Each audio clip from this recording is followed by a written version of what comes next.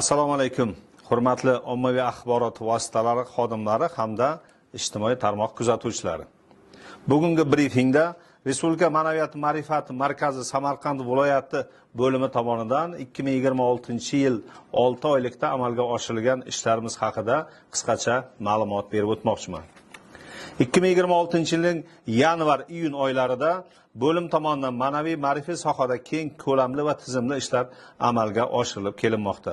Xususan, o'tgan davr viloyat miqyosida 70 dan ortiq yirik ma'naviy ma'rifiy tadbir va loyihalar tashkil etildi. Ularda davlat va jamoat tashkilotlari vakillari, olimlar, ziyolilar, harbiy xizmatchilar, mahalla faollari, yoshlar hamda keng jamoatchilik vakillari faol ishtirok etishdi. Shuningdek, 420 dan ortiq ma'naviy ma'rifiy uchrashuvlar, ochiq muloqot va davra suhbatlari o'tkazildi. Ushbu tadbirlarda Prezidentimizning Oliy Majlisga yo'llangan murojaatnomasi, mamlakatimizda amalga oshirilayotgan islohotlar, milliy qadriyatlarni asrash, vatanparvarlik, yoshlar tarbiyasi hamda mafkuraviy immunitetni mustahkamlash masalalari keng yoritilib kelindi. Bundan tashqari, rahbar va yoshlar uchrashuvi, siyosiy ma'rifat soatlari, mustaqillik soatlari kabi loyihalar oliy ta'lim muassasalarida, maktablarda, harbiy qismlarda, mahallalarda o'tkazildi. Shu yilning fevral oyida viloyat hokimi, viloyat ma'naviyat ma'rifat kengashi raisi Adiz Muzaffarovich Boboyev ishtirokida viloyat ma'naviyat ma'rifat kengashining navbatdagi yig'ilishi bo'lib o'tdi. Unda sohada amalga oshirilgan ishlar bilan birga ma'naviy ma'rifiy sohani yanada rivojlantirish hamda kelgusidagi rejalar, oldimizda turgan muhim vazifalar haqida so'z yuritildi. O'tgan davr mobaynida 40 ga yaqin o'quv seminarlari, undan ortiq ilmiy amaliy konferensiyalar, 50 ga yaqin kitoblar taqdimotlari va ijodiy uchrashuvlar, shu bilan birgalikda 200 dan ko'proq video roliklar, teleko'rsatuv va milliy media kontentlari tayyorlanib, keng jamoatchilikka yetkazildi. Samarqand viloyatida ilk bor Yangi O'zbekiston ma'rifatli jamiyat shiori ostida kitobxonlik festivali mega loyihasi amalga oshirildi. Jamoatchilik asosida viloyatdagi ziyolilar bilan birgalikda ma'naviy va ma'rifiy intellektual muhit guruhi tuzilgan bo'lib, ular mazkur sohani rivojlantirish va yangi bosqichga olib chiqish borasida doimiy fikr almashib turishadi. Yana bir muhim amaliy ishimiz bu Samarqand Sadosi kanalimizda Samarning sarguzashtlari nomli yangi bir loyihani boshlaganmiz. Bunda bevosita Samarqandda o'tgan ulug' adiblarimiz, buyuk allomalarimiz haqida ma'lumotlar beriladi. Ushbu ma'lumotlar kanalga o'zbek, ingliz, xitoy va arab tillarida joylab boriladi.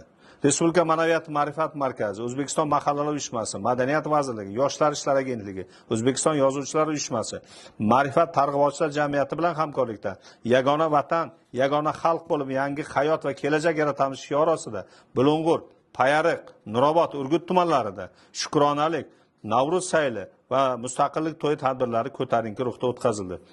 Samarqand shahar hokimligi hamda Respublika Ma'naviyat Ma'rifat Markazi viloyat bo'limi hamkorligida 9-aprelda Amir Temur tavalludining 690-yilligi munosabati bilan Tarix so'zlari nomli eng yaxshi milliy kontent videoroliklar, sun'iy intellekt yordamida tayyorlangan videoroliklar tanlovi e'lon qilinib, bu yerda munosib qatnashganlar, demak, Samarqand shahar hokimligi tomonidan munosib taqdirlandi.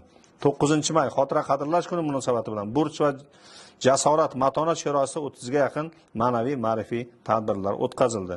Bundan tashqari viloyat teleradio kompaniyasi bilan birgalikda hamkorliklarimiz bor. Bu yerda Ma'rifat ziyosi maxsus ko'rsatuvi hamda FM 105.2 kanalda o'sha radio muloqotlar muntazam ravishda o'tkazilib turadi.